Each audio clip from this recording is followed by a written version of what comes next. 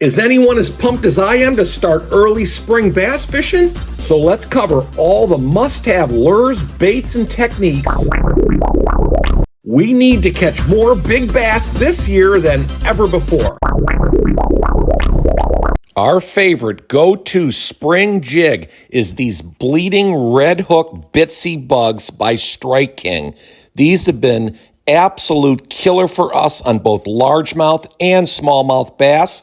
The skirt and trailer choices are endless, but what makes these feel like you're cheating is this blood red hooks that you just read about there.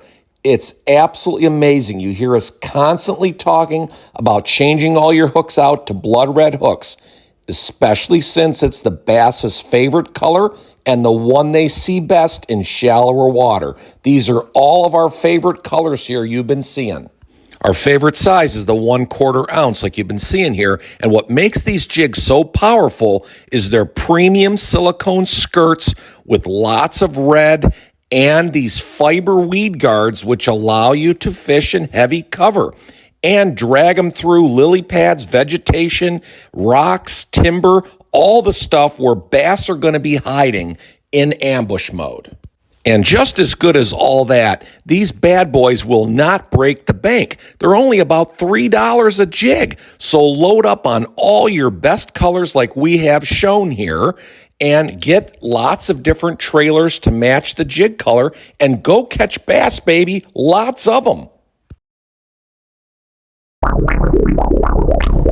The key to finding bass and catching bass in spring is targeting shallower water, where they're always going to be looking for warmer water temps to support their early pre-spawn activity. A bass's appetite is soon going to be off the charts, as they likely haven't fed much during the last few months in the colder wintertime. So again, the big key is using lifelike, creature-like jigs and lures and tube baits, especially in crawfish colors and patterns. Also, whites, chartreuse, reds, and browns will also catch bass big time in the spring.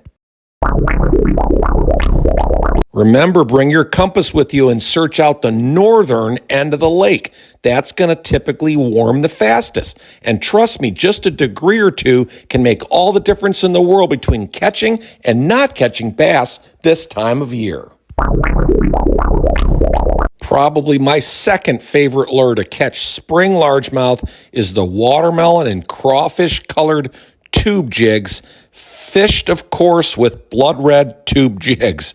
These have absolutely caught me, probably more largemouth than the smallmouth bass many people use tubes to target. My favorites come in these coffee flavors, which absolutely drive largemouth bass crazy in the spring. Now, you've got to fish these a lot slower and stealthily because bass are not going to aggressively hammer baits in the sluggish spring months like they will during the summer. Now, a really great tip that you can do with all your soft plastics is store them in plastic Ziploc bags with a bunch of coffee grounds to saturate the plastics. And when they hit the water, the bass will be as happy to suck on them as you will sipping your first cup of coffee on a real cold spring morning. Now, another great tip is to overturn rocks in your pond or lake and try to find the insects and crawfish and crawdads and just mimic those same colors with your baits and trailers. Guess what? Then you'll be matching the hatch, which absolutely leads to spring bass success. So let's quickly summarize briefly the keys again to catching spring early bass, especially in the northern states where we live, where the water temp hasn't reached 40 degrees yet. All right, first, test for bass in shallower water. Focus on the northern end of the lake that's going to warm the fastest. And be very subtle and slow in your presentation. Spring is not the time to wildly be jerking your baits or retrieving them faster than lightning. Okay, this is really important too. You want to allow your bitsy bug jigs and your tube baits to sink all the way to the bottom. Try to keep it near the bottom as you begin to slowly reel it in and retrieve the lure with subtle and slow pauses along the way. You want to make sure you also keep your rod tip a little bit lower because you want the bait to drag along the bottom or over fallen timber or rocks and that sort of stuff. So if you remember nothing else from this video, remember that slow and steady wins the race in cold water in the spring.